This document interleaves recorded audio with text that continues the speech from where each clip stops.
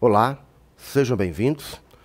Hoje nós vamos trabalhar com um tema muito interessante, o Tribunal da Inquisição.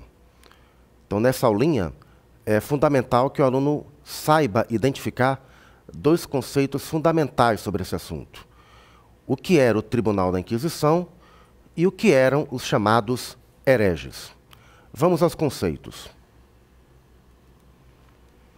O Tribunal da Inquisição, ele foi criado na Idade Média, no século XIII, e, na verdade, ele era um tribunal eclesiástico, ou seja, um tribunal da Igreja Católica que tinha o objetivo básico de julgar e condenar os chamados hereges. E o que eram esses hereges? A Igreja Católica, os doutores da Igreja, eles rotulavam de hereges a todas as pessoas que divulgavam ou então praticavam ideias diferentes dos dogmas, dos princípios da Igreja Católica. Então, é necessário que o aluno perceba que, na Idade Média, a Igreja Católica ela tinha uma influência muito grande sobre a vida e sobre o comportamento das pessoas. Então, ela procurava disciplinar, controlar, fiscalizar as atitudes e o comportamento do mundo cristão. E uma das armas utilizadas pela Igreja Católica era exatamente esse Tribunal da Inquisição, que, repetindo, foi criado na Idade Média, mas que teve também uma grande atuação na Idade Moderna, no contexto da Contra-Reforma, que foi uma reação da Igreja Católica para impedir o avanço das religiões protestantes. Na aula que nós vamos explicar agora, nós vamos tratar especificamente sobre a atuação desses tribunais da Inquisição no período da Idade Moderna. Talvez a imagem mais conhecida do Tribunal da Inquisição tenha sido a imagem das pessoas morrendo na fogueira.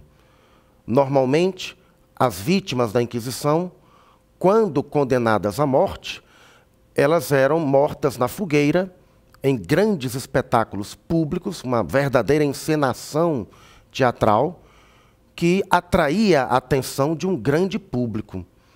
Então, de uma certa forma, o Tribunal da Inquisição deixou a sua marca na história, uma marca de intolerância, uma marca de perseguição, no sentido de não aceitar qualquer comportamento, qualquer atitude ou qualquer ideia que se desviasse dos dogmas, dos princípios fundamentais defendidos pela Igreja Católica. É importante ressaltar também, e a imagem reforça, que a maioria das vítimas da Inquisição foram mulheres, acusadas de bruxaria, acusadas de feitiçaria, de prostituição, dentre outros comportamentos considerados desviantes pela Igreja Católica.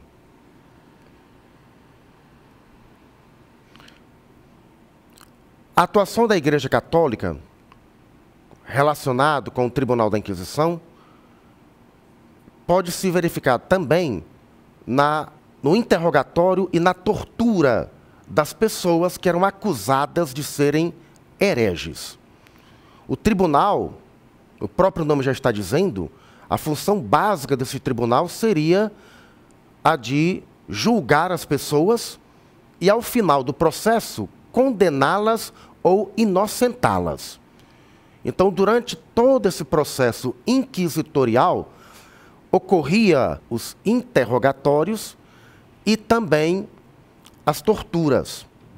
Qual o objetivo do interrogatório? Qual o objetivo da tortura? Era basicamente o de extrair, o de obrigar as vítimas acusadas de heresia a confessarem os seus desvios, a reconhecerem as suas falhas, a confessarem que estavam praticando ou divulgando heresias. Então, esse foi um outro aspecto muito marcante do Tribunal da Inquisição. Os interrogatórios e uma prática muito variada de torturas Nós vamos ver daqui a pouco nessas imagens que a Igreja Católica chegou a criar os mais variados instrumentos para forçar as vítimas a confessarem as heresias. Vejamos alguns exemplos. Temos aqui 2 instrumentos de tortura bastante utilizados pela Igreja Católica, a roda de despedaçamento e a dama de ferro.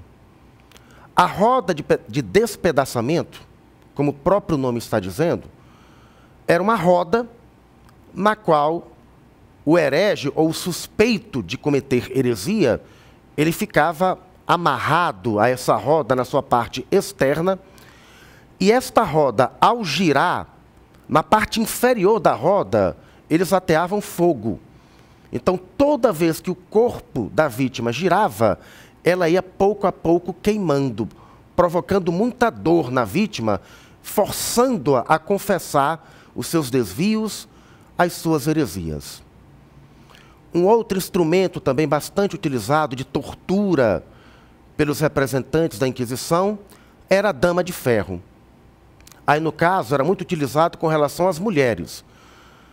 As mulheres eram colocadas dentro de uma estrutura de ferro, dentro de uma armadura de ferro. No entanto, na parte interior dessa armadura de ferro, existiam muitos instrumentos extremamente pontiagudos que feriam, que machucavam, que provocavam muita dor à vítima, exatamente para forçá-la a reconhecer os seus desvios, para forçá-la a reconhecer as heresias que, porventura, elas tinham cometido. Era muito comum, inclusive, que algumas das vítimas da Inquisição morressem por não suportarem determinadas torturas.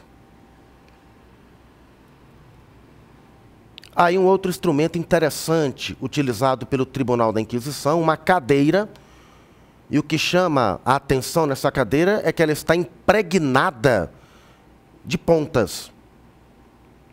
Isso causava muita dor à vítima que se sentava nesta cadeira, tá? Então era um outro instrumento de suplício. Pode-se até dizer que os representantes do Tribunal da Inquisição, eles se transformaram em verdadeiros experts em técnicas de tortura, e a gente pode até fazer um contraponto, né, com o século XX. Se na Idade Média as pessoas eram presas, eram perseguidas, eram torturadas, e também na Idade Moderna, por causa das suas ideias religiosas, no século XX as pessoas vão ser perseguidas, torturadas, assassinadas, por causa das suas ideias políticas, por causa do seu pensamento ideológico. Então, esse outro instrumento.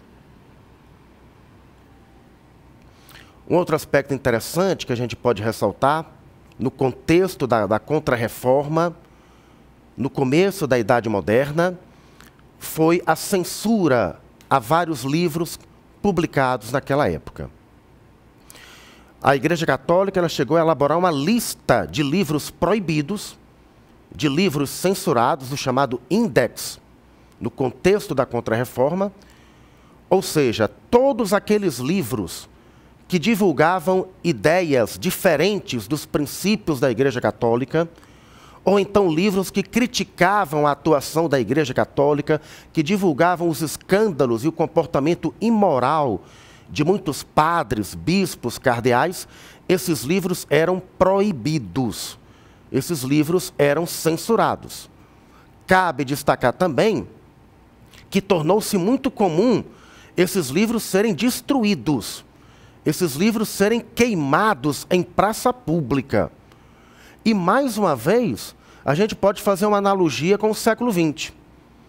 Se na Idade Média e na Idade Moderna, os livros eram queimados e destruídos por contrariarem a doutrina oficial da Igreja Católica, no século XX, a gente pode citar o exemplo da Alemanha nazista, em que muitos livros que contrariavam os dogmas oficiais da doutrina nazista, esses livros também eram destruídos e queimados em praça pública. Isso foi muito comum na Alemanha hitlerista.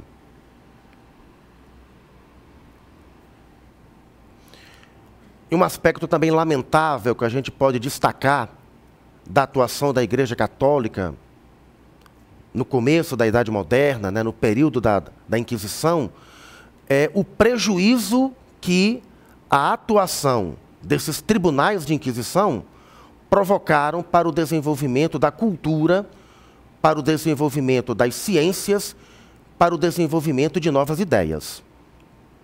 Acabamos de verificar que vários livros foram censurados, vários livros foram destruídos, intelectuais, cientistas, escritores foram perseguidos, foram presos.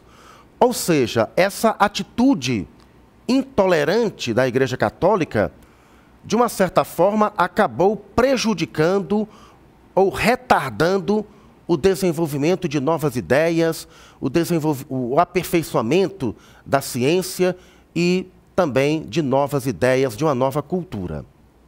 Aqui nós temos um exemplo bem claro, uma das mais famosas vítimas do Tribunal da Inquisição, o italiano Galileu Galilei, que foi acusado de heresia, que foi acusado de divulgar e de defender novas ideias que contrariavam os dogmas da Igreja Católica. Então, o que aconteceu com Galileu Galilei, o fato de ele ter sido perseguido, né, deixa bem claro a intolerância da Igreja Católica, deixa bem claro o prejuízo que esta intolerância provocou para o desenvolvimento da ciência, para o desenvolvimento de novas ideias. É preciso ressaltar, porém, que apesar de toda a intolerância da Igreja Católica, ela não conseguiu frear totalmente o desenvolvimento dessas novas ideias e de uma nova ciência. E, finalmente, quando terminava todo o processo inquisitorial, em que as vítimas eram condenadas à morte, aliás, vale ressaltar que as punições eram variadas. Dependendo do andamento do processo, a pessoa ou as vítimas, elas poderiam ser condenadas à morte, elas poderiam ser condenadas à prisão perpétua, à prisão temporária, a açoites, poderiam perder todos os seus bens. Então as punições eram variadas. E quando as pessoas eram condenadas à morte, ocorria o chamado auto de fé. O que seria esse auto de fé? Era uma procissão religiosa que percorria as principais ruas da cidade, exatamente para chamar a atenção das pessoas. E quem participava desse auto de fé, desta procissão religiosa? As vítimas, que iriam arder na fogueira, a população em geral e as autoridades eclesiásticas e civis. Então a procissão ela percorria as principais ruas da cidade e terminava na praça central desta cidade.